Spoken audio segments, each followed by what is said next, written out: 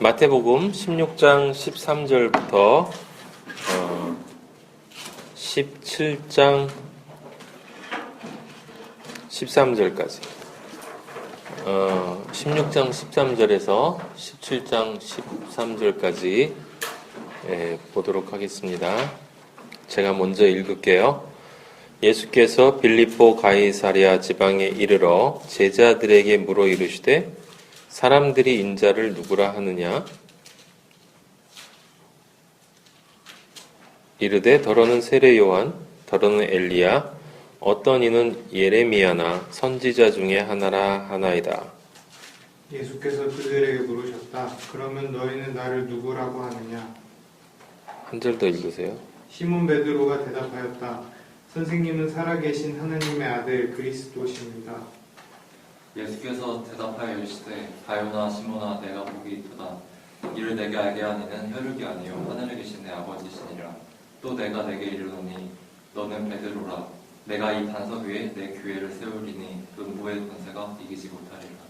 내가 천국 열쇠를 내게 주리니 내가 땅에서 무엇이든지 내면 하늘에서도 내릴 것이요 내가 땅에서 무엇이든지 풀면 하늘에서도 풀리라 하시고 이에 제자들을 경계하사 자기가 그리스도인 것을 아무에게도 이르지 말라 하시니라. 이때로부터 예수 그리스도께서 자기가 예루살렘에 올라가 강사들과 대제사장들과 서기관들에게 많은 고난을 받고 죽임을 당하고 제3일에 살아나야 할 것을 제자들에게 기록해 나타내시니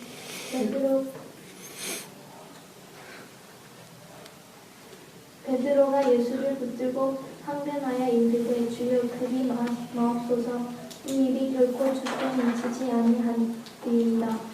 예수께서 돌이키시며 베드로에게 이르시되 사단아 내 뒤로 물러가라. 너는 나를 넘어지게 하는 자로다. 내가 하나님의 일을 생각지 아니하고 도리어 사람의 일을 생각하는도다 하시고 이에 예수께서 제자들에게 이르시되 아무든지 나를 따라오려거든 자기를 부인하고 자기 십자가를 지고 나를 쫓을 것입니다. 누구든지 제 목숨을 구원하고자 하면 잃을 것이요 누구든지 나를 위하여 제 목숨을 잃으면 찾으리라. 사람이 만일 온 천하를 얻고도 제 목숨을 잃으면 그 무엇이 유익하리요? 사람이 무엇을 주고 제 목숨과 바꾸느냐? 인자가 아버지의 영광으로 그 천사들과 함께 오리니 그때 각 사람의 행하는 대로 갚으니라. 진시로 너희에게 이르노니 여기 서는 사람 중에 주기 전에 인자가 그 왕권을 가지고 오는 것을 볼 자들도 이느니라. 엿새 후에 예수께서 베드로와 야고보와 그 형제 요한을 데리시고 따로 높은 산에 올라가셨더니 저희 앞에서 변형되사 그 얼굴이 해같이 빛나며 옷이 빛과 같이 휘어졌더라.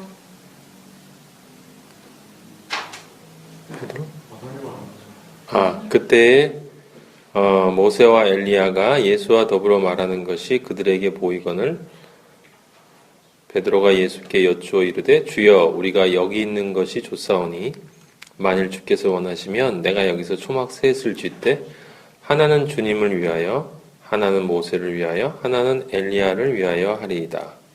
베드로가 아직도 말을 하고 있는데 갑자기 빛나는 구름이 그들을 뒤덮었다. 그리고 구름 속에서 이는 내 사랑하는 아들이다. 나는 그를 좋아한다. 너희는 그의 말을 들어라 하는 소리가 들려왔다. 제자들이 듣고 엎드려 심히 두려워하니 예수께서 나와 그들에게 손을 대시며 이르시되 일어나라 두려워하지 말라 하시니 제자들이 눈을 들고 보매 오직 예수 외에는 아무도 보이지 아니하더라. 저희가 산에서 내려올 때에 예수께서 명하여 가라사대 인자가 죽은 자 가운데서 살아나기 전에는 본 것을 아무에게도 이르지 말라 하시니 제자들이 물어 이르되 그러면 어찌하여 서기관들이 엘리야가 먼저 와야 하리라 하나이까? 예수께서 대답하여 이르시되 엘리야가 과연 먼저 와서 모두를 회복하리라. 내가 너희에게 말하노니 엘리야가 이미 왔으되 사람들이 알지 못하고 이들도 대우하였도다. 인자도 이와 같이 그들에게 고난을 고난을 받으리라 하시니 그제야 제자들이 예수의 말씀하신 것이 세례 요한인 줄을 깨달으니라. 아멘. 네. 잠깐 다시 한번 기도하겠습니다. 아버지, 감사합니다. 아버지의 자리에 이렇게 또 나왔습니다. 늘 삶 속에서 아버지와 함께 하지만 말씀을 만나는 자리가 아버지 특별한 잔치의 자리인 것을 알기에 아버지여 지금 또 이렇게 십자가 앞에 다시 한번 무릎 꿇습니다. 시작이고 끝인 모든 것을 그 안에 내재하고 함유하고 포용하며 모든 것을 부수고 모든 것을 새롭게 창조하는 혁명의 역사를 인류의 그 어두운 공간 속에 빛으로 쪼개어 들어오신 그 십자가의 사랑 앞에 아버지여 다시 한번 무릎 꿇습니다. 아버지가 좋아서 아버지가 보고 싶어서 아버지의 말씀 앞에 그 십자가의 말씀 앞에 무릎 꿇사오니 아버지 저희 긍휼히 여겨주시고 불쌍히 여겨주시고 아버지께서 입혀주신 그 영화로운 빛나는 의의 옷을 아버지 보아주시고 우리를 보지 마시고 예수 그리스도를 보시어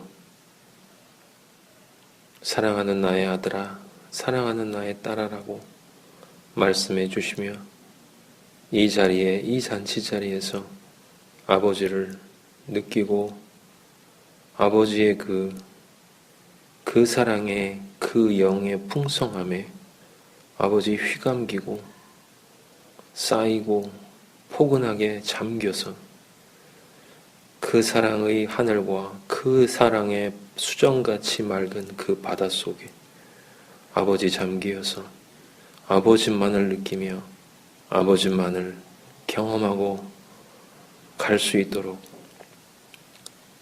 인도하여 주시옵소서.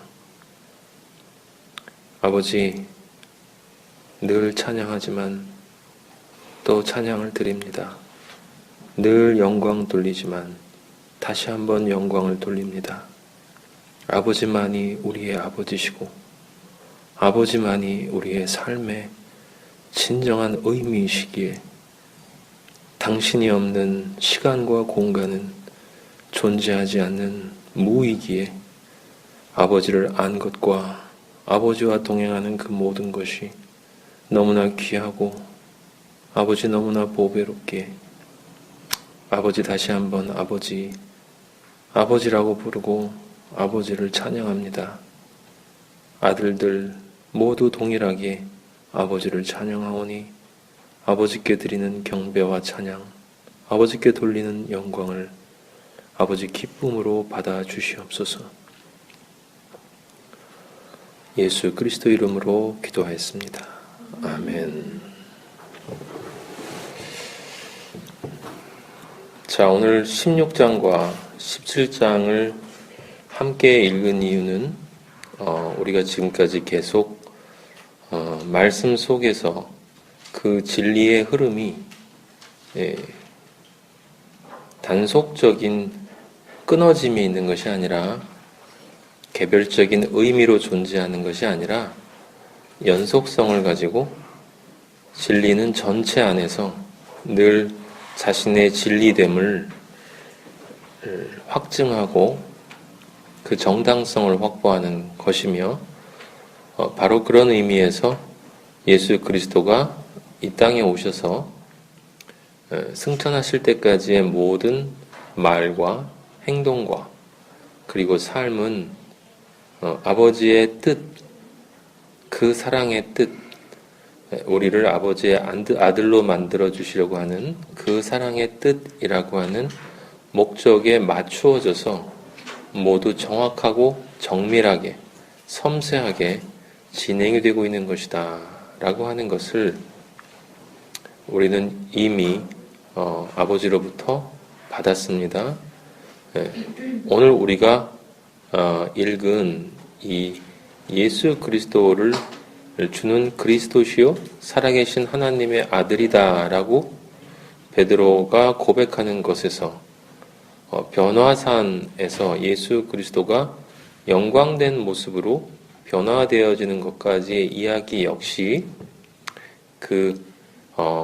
하나님의 공식, 우리 아버지의 공식, 그 구원의 공식의 메커니즘 안에, 그 구조 안에 전부 포함되어져 있는 논리적 정합성의 사건이다 라고 하는 거예요.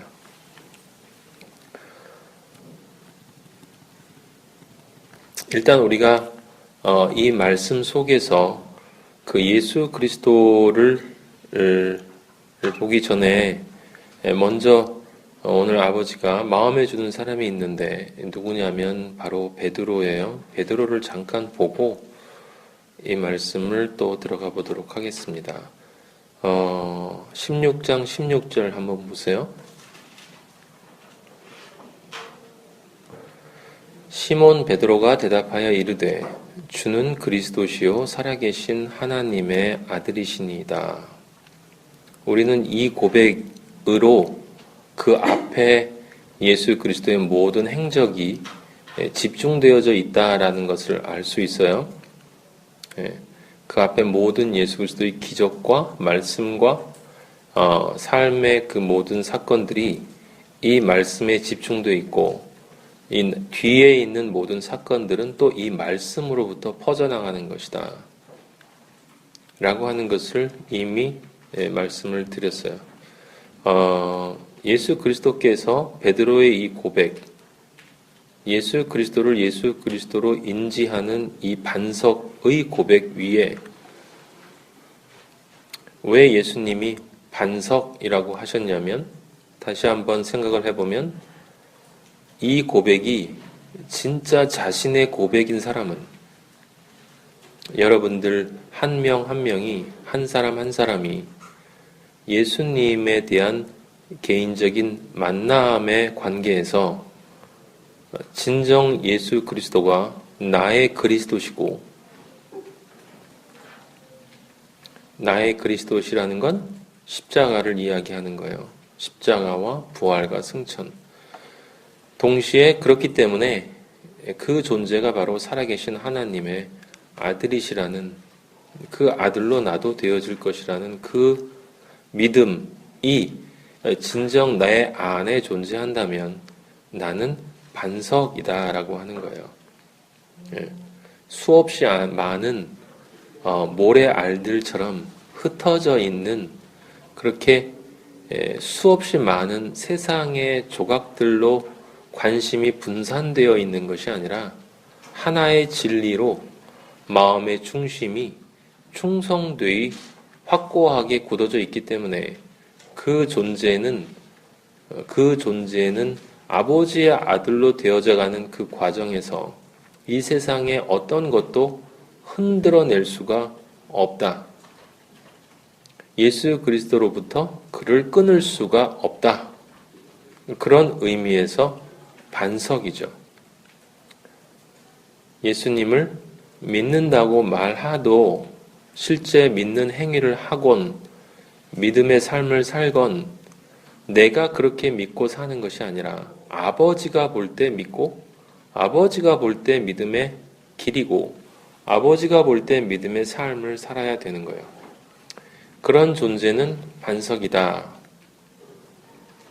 그러니까 이 지구상에 존재하는 모든 그리스도인들의 정체성이죠. 이건 예수 그리스도의 정체성일 뿐 아니라 그 예수 그리스도의 정체성 안에서 또 예수 그리스도로 완성되어질 수밖에 없는 그리스도인의 정체성.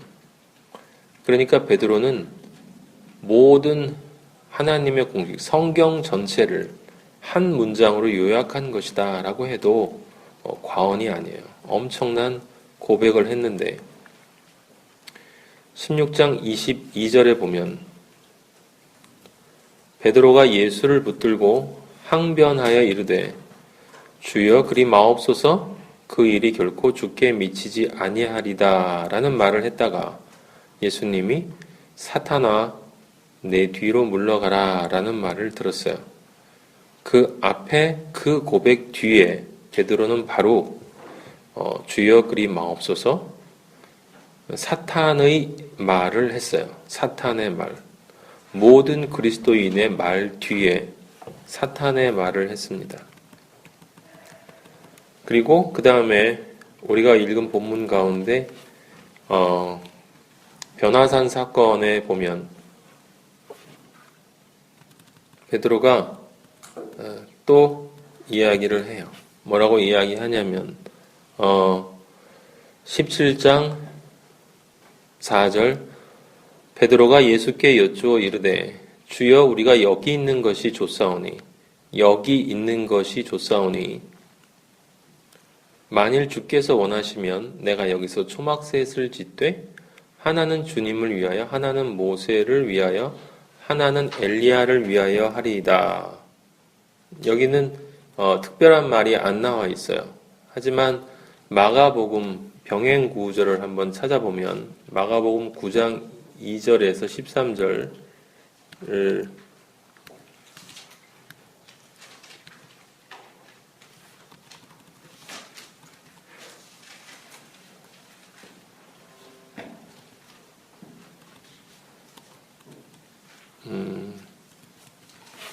마가복음 9장 6절에 보면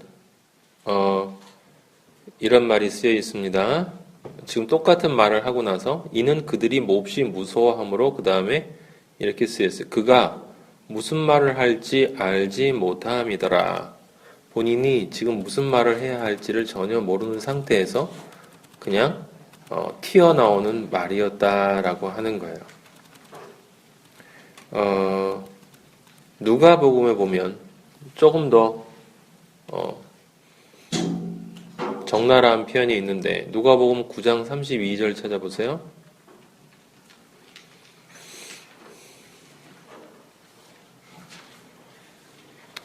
누가복음 9장 32절에 보면 베드로와 및 함께 있는 자들이 깊이 졸다가 라는 말이 나와요.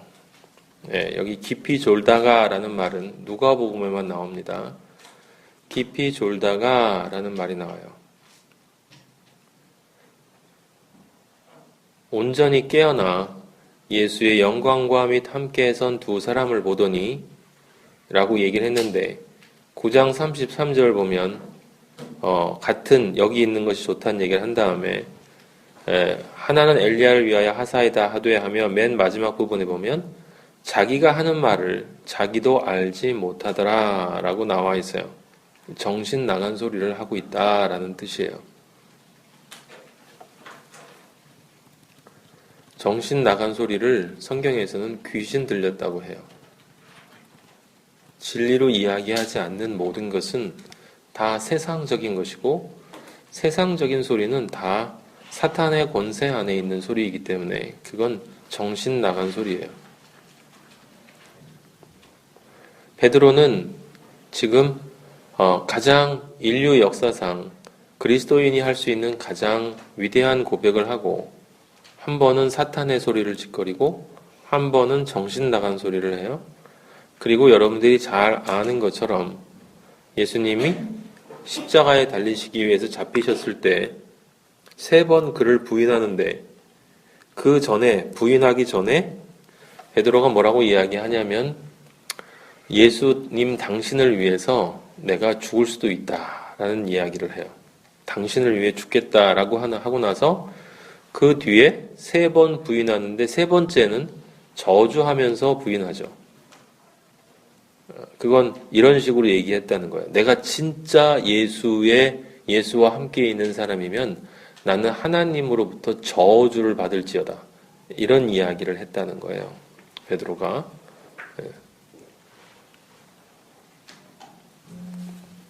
그래서 예수님이 지금 우리가 읽은 마태복음의 본문에서 2번씩이나 베드로한테 그리고 베드로와 함께 있는 제자들, 사실 베드로는 모든 제자들을 대표하는 존재였기 때문에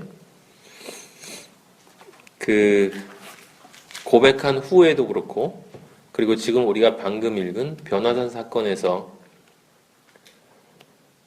예수님의 변화사는 경험을 보고 내려온 후에도 마찬가지로 예수님이 뭐라고 그러냐면, 너희가 본 것, 너의 이 고백을 아무에게도 이야기하지 말라고 얘기를 해요. 그 이유를 우리는 잘 알고 있어요. 까딱 잘못하면 너는 나의 말을 사탄의 소리로 전하게 돼.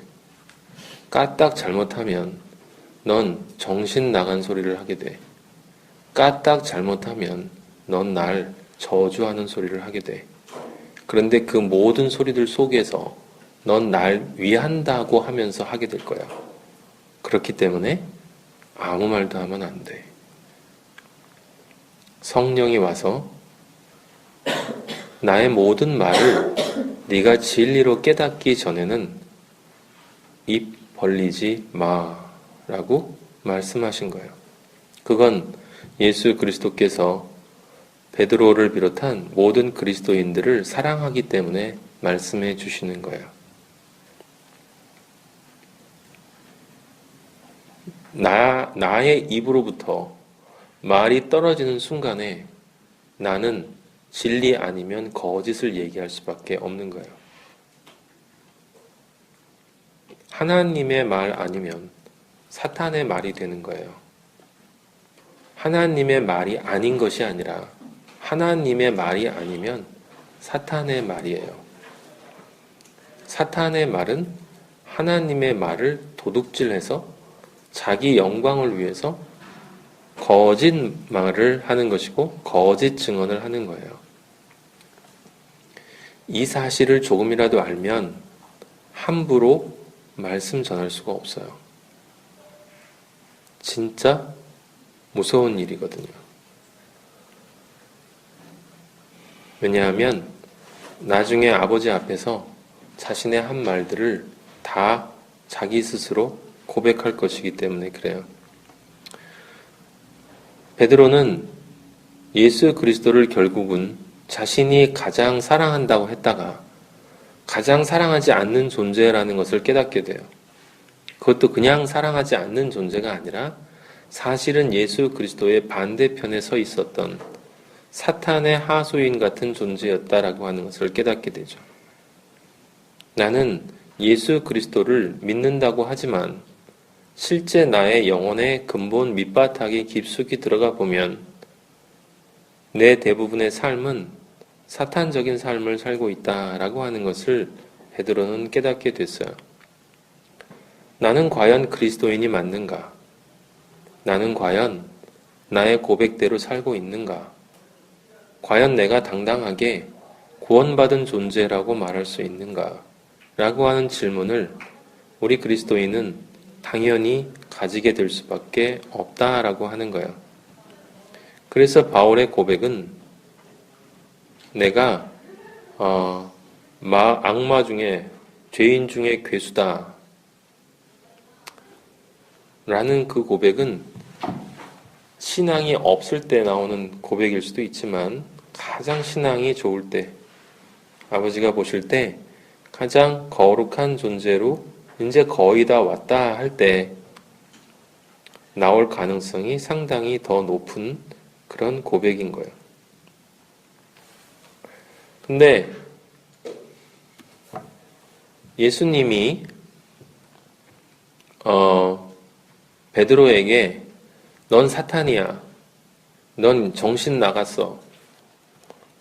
넌 날 저주하는 거야. 라고 할 때 공통점이 뭐냐라는 게 중요한 거예요. 언제 우리 주님은 너는 지금 하늘로부터 받은 고백, 그 은혜의 고백을 하고 있다 하시고 언제 너는 밑으로부터의 고백, 세상 그 사탄으로부터의 고백을 하고 있느냐라고 하는 것을 말씀하시는가가 중요하다라고 하는 거예요. 그 답이 어디에 나와 있냐면 마태복음 우리가 읽은 본문에 16장 23절에 나와 있어요. 16장 23절에 우리 아버지는 정확하게 무엇이 사탄의 생각이고 무엇이 사탄의 말인지에 대한 답을 우리 그리스도인들에게 해주고 있어요. 예수께서 돌이키시며 베드로에게 이르시되 사탄아 내 뒤로 물러가라. 너는 나를 넘어지게 하는 자로다. 내가 하나님의 일을 생각하지 아니하고 도리어 사람의 일을 생각하는도다. 예수님은 여기서 분명하게 예수 그리스도가 오신 이후에, 아니 오시기 전부터 구약 사람들은 예수 그리스도가 오실 것을 믿는 믿음으로 구원받고 우리는 예수 그리스도가 오셨다는 믿음으로 구원받는 거예요. 어차피 예수 그리스도를 경험하지 못했어요. 본 사람이 없어요. 구약에도 그렇고 우리도 그래요. 동시대의 사람들은 봤느냐? 아니요. 그들은 역사 속에 예수만 봤어요. 그렇기 때문에 이 지구상에서 살아있는 존재들 가운데 역사 속에서 예수 그리스도를 진짜 예수 그리스도로 경험한, 감각적으로 경험한 존재는 지구상에 한 명도 없어요. 동시대의 사람들도 지금 베드로에서 보는 것처럼 예수 그리스도를 경험한 게 아니에요. 동시대 이전에는 실제 예수님이 오시지 않았으니까 경험하지 못했고 우리는 이미 예수님이 승천하셨기 때문에 경험하지 못해요. 그래서 모든 사람은 오직 믿음으로 구원받는 거예요. 그걸 역으로 생각해 보면 아버지께서 나에게 경험적인 신비한 경험을 한 가지만 해주시면, 허락하시면 제가 정말 아버지를 믿을 수 있을 것 같아요. 라고 이야기하는 사람은 믿음이 뭔지 아직 모르는 거예요. 왜? 정신이 나갔기 때문에. 예수님은 분명히 말씀해 주십니다. 하나님의 일이 있고 사람의 일이 있다. 하나님의 일이 있고 사람의 일이 있다. 사람의 일과 동의어는 교회의 일이에요. 교회의 일과 동의어는 종교의 일이에요. 사람의 일, 교회의 일, 종교의 일, 인간적인 일 모두 다 동의어고 그건 한마디로 정리를 하면 사탄의 일이에요.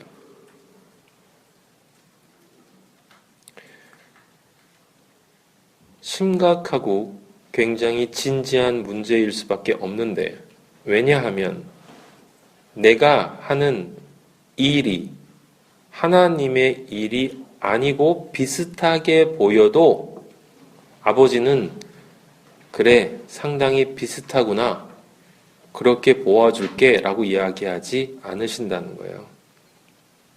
인간의 일은 인간의 일이고 하나님의 일은 하나님의 일이에요. 빛의 일은 빛의 일이고 어두움의 일은 어두움의 일이에요. 근데 이렇게 이야기를 하면 교회나 성당을 경험한 사람들은 다 이 말이 무슨 말인지 안다고 믿어요. 왜냐하면 이 단어에 익숙해 있기 때문에 그래요. 도대체 하나님의 일이 뭐고 사람의 일이 뭐냐? 사람의 일의 특징은 항상 무엇을 이라는 질문으로부터 시작돼요. 사람의 일은 무엇을 아버지를 위해서 해야 할까? 무엇을 예수 그리스도의 사랑에 보답할까? 무엇을 해야 내가 과연 그리스도인으로 드러내 보이고 아버지 하나님께 영광을 돌릴 수 있을까라고 생각합니다. 하나님의 일은 하지만 그 하나님을 일을 향한 질문을 무엇을 로부터 시작하는 것이 아니라 어떤 존재가로부터 시작해요. 어떤 존재가 되어야로부터 시작해요. 왜? 예수님이 말씀하신 것처럼 무화과가 무화과 열매를 맺고 포도가 포도 열매를 맺고 가시나무에서 가시가 나올 수밖에 없는 것이기 때문에 가시나무가 아무리 무화과처럼 포장을 해도 최대한 비슷하게 만들어도 무화과 열매가 될 수 없는 것처럼 그리스도인이 되지 못한 존재가 아무리 교회에 다니고 기독교를 믿고 종교 생활을 해도 그가 아무리 감동적인 일을 한다 할지라도 그래서 고린도전서 13장에 무엇을 이라고 하는 것에 대한 예수 그리스도의 절연이 나오지 않습니까? 자기가 가진 모든 것으로 구제해도 무엇을 자기 몸을 불사르게 내어줘도 무엇을 그 무엇을의 그 질문에 가장 최고 위에 있는 사람들로 하여금 감동을 자아내게 하는 그 무엇을의 최상에 있는 자신의 모든 것을 내어주고 모든 것을 포기하는 그 무엇을로부터 시작해서는 안 된다. 왜? 거기에 사랑이 없을 수 있다. 사랑하는 존재, 사랑하는 자, 예수 그리스도. 자기 몸을 불사르게 내어줘도 예수 그리스도가 그 안에 없으면 아버지는 단호하게 말씀하세요. 너는 nothing이야. 너는 nothing이야.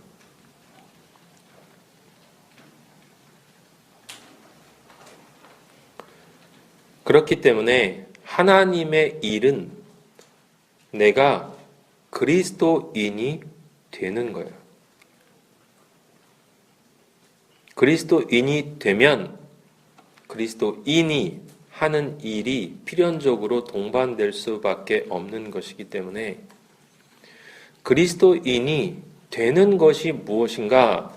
그것은 하나님의 아들이 되는 것이고 그 하나님의 아들이 되는 것은 또 무엇인가? 그것이 바로 우리가 토요일마다 계속 확인하고 있는 그 하나님 우리 아버지의 공식에 따른 그 7의 창조의 공식에 따라서 자신의 삶이 변화되어져 가는 존재가 변화되어져 가는 그 경험을 해야 하는 것이고 그 경험을 하는 사람은 하나님의 일을 하는 사람이고 그렇게 하나님의 일을 하는 사람은 절대로 그 안으로부터 사람의 일에 대한 이야기를 하나님의 일인 것처럼 포장하거나 착각하거나 오해해서 이야기하지 않는다.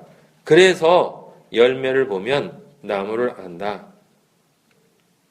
끝까지 가서 마치 하나님의 일을 하는 그리스도인인 것처럼 아무리 포장을 해도 마지막엔 결국 사람의 아들임이 사람의 일을 하는 존재임이 드러날 수밖에 없다.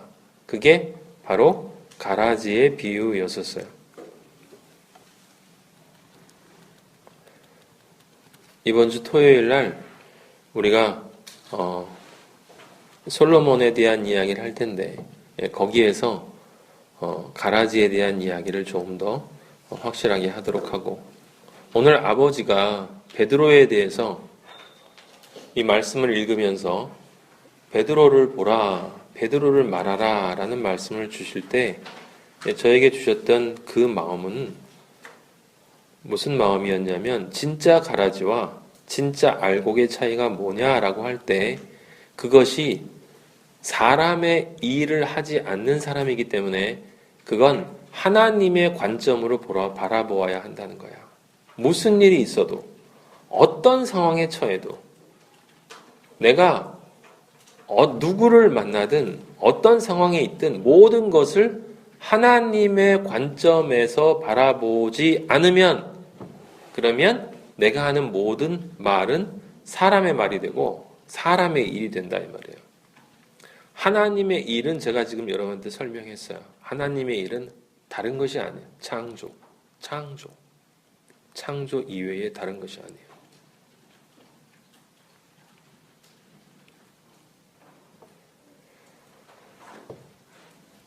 베드로가 예수 그리스도를 3번이나 저주하면서 부정했죠. 그런데 베드로는 결국 십자가에 거꾸로 매달리는 자신의 진정한 겸손, 나는 예수 그리스도와 같은 자리에 있을 수 없는 존재다 라는 것을 깨닫고 그렇게 십자가에 달려서 죽었어요. 그가 거기에서 예수 그리스도를 저주했던 사탄의 아들이었던 존재에서 진정한 겸손인 벌레 같은 자기 자신의 존재, 은혜를 깨닫고 그 은혜에 감격해서 십자가에 거꾸로 매달려서 죽을 수 있었던 가장 근본적인 이유는 뭐냐? 그 하나는 다른 것이 아니에요. 내 생각을 버릴 줄 알았다라는 거예요. 사람의 일의 공통적인 특징은 다 자기 생각이라고 하는 거예요. 자기 생각. 자기 생각인데 그 자기 생각이 하나님을 위한 자기 생각이라고 하는 것이 특징이에요.